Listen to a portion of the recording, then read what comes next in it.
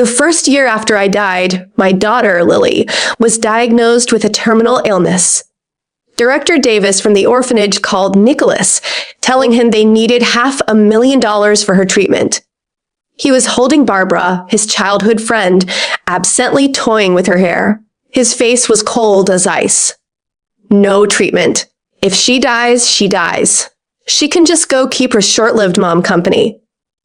In the end, Lily died at the orphanage because there was no money for her medical care. Director Davis called Nicholas again. He sounded annoyed. Oh, is she really dead this time? It was a full day after Lily died before Nicholas finally showed up at the orphanage, sauntering in without a care. He looked even colder than when I'd last seen him a year ago. In his hands were bags full of baby supplies. My heart twisted. No wonder he was so late. It was because his current wife was already pregnant with his child. He saw Director Davis and snapped. Where's Lily's body? Weren't you calling me nonstop to come and deal with it? The director, who had been wiping away tears, froze. She led him to the room where Lily's body lay. Nicholas walked over, pulled back the white sheet, glanced at it, and then chuckled. Not bad. This prop looks pretty real. Chloe must have paid you a lot to put on this act with the orphanage, right? The director's anger flared. Mr. Nicholas, Lily is truly gone. If I didn't need a relative's signature for the cremation, I wouldn't have bothered you. Nicholas ignored her and spoke directly to Lily, who was still covered by the sheet. Looks like you weren't that important to your mom either. You're dead, and she still won't show up. My nose stung.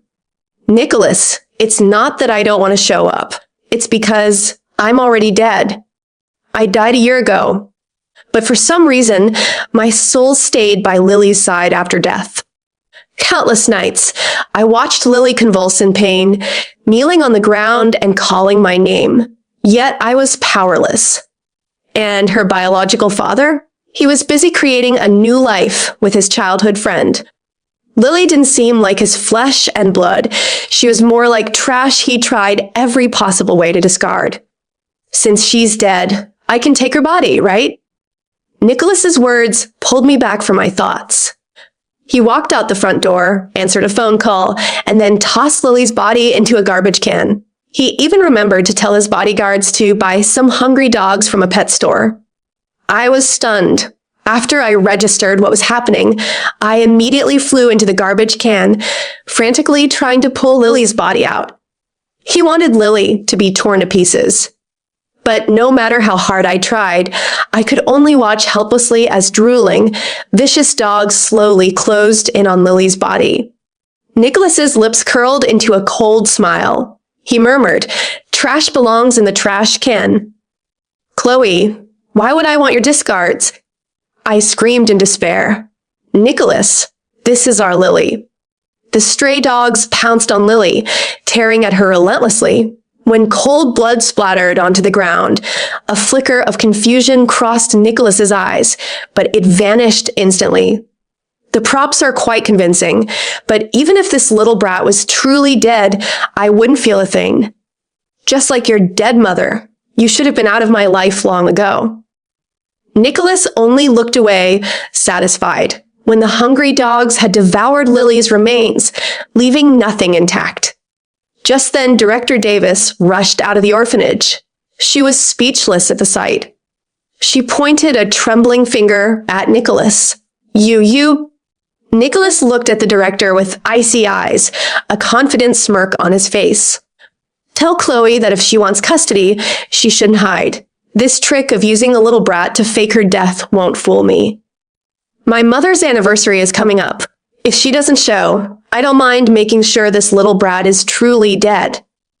He emphasized truly dead with chilling intensity. Others might think he was joking. What father could be so cruel to his own daughter? But I knew. He meant every word.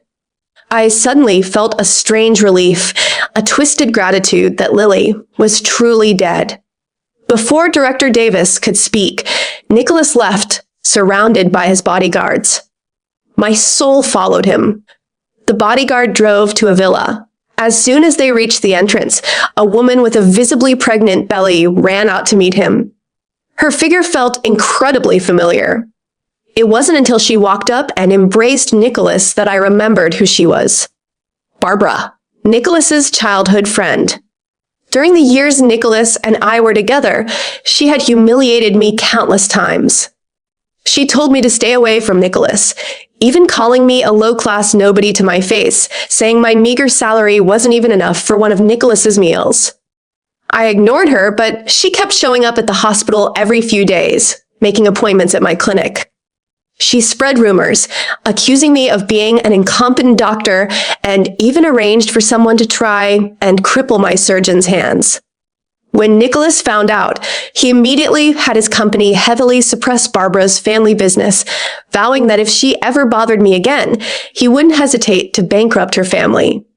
Barbara's father had no choice but to keep her locked up. And now, Barbara first asked about Nicholas's whereabouts that day with concern. When Lily was mentioned, Nicholas's striking eyes turned cold. My bodyguard already told me Lily is perfectly healthy. This is all just a trick Chloe pulled, in league with the orphanage, to deceive me. Barbara's face showed a hint of guilt. She tentatively asked, "What if she really died?" My heart felt clutched by a giant hand as I also stared at Nicholas. The old Nicholas, the one I knew, would lose sleep over Lily, even just sneezing. He used to say that Lily and I were the most important people in his life. But now, Nicholas's face was cold, and his tone was impatient. "Then I'll hire a band and celebrate for 3 days and 3 nights. The next morning, Barbara suddenly had stomach pains, and Nicholas rushed her to the hospital. At the hospital, Barbara was wheeled into the delivery room. After several hours, she gave birth to a girl who was the spitting image of Nicholas. Nicholas's gaze softened as he held the baby in his arms, refusing to let go for a moment. He looked exactly like he did when I first gave birth to Lily. But now, he had given his fatherly love to another child. His phone rang on the bedside table. As soon as Nicholas answered, his secretary's hurried voice came through the line. "Mr. Nicholas, I apologize, but there's an urgent company matter that requires your attention." After talking for a while, Nicholas placed the baby next to Barbara, his voice gentle. "Be a good girl, or Daddy won't spare you just because you're small." These words struck me like a lightning bolt, making my ethereal form tremble slightly. Barbara's child was Nicholas's? How could this be? Why Barbara? She was the one who caused your mother's death. "Nicholas!" I screamed, rushing to his ear. But how could he hear a dead person's voice? I gradually calmed down. As Nicholas was about to leave, a doctor walked in, holding a stack of files, a worried frown on his face. "Mr. Nicholas, our examination shows that the baby has a heart condition. If she doesn't get a heart transplant before she's 3, she likely won't survive to adulthood. But finding a suitable heart is extremely difficult, and it needs to be from a child under 10, otherwise there's a high risk of rejection." The doctor's words cast a dark cloud over everyone in the room. Nicholas's face first showed shock at the news of his child's illness, then it relaxed. "Leave this to me. I have a way." After the doctor left, he gestured for a bodyguard to come in.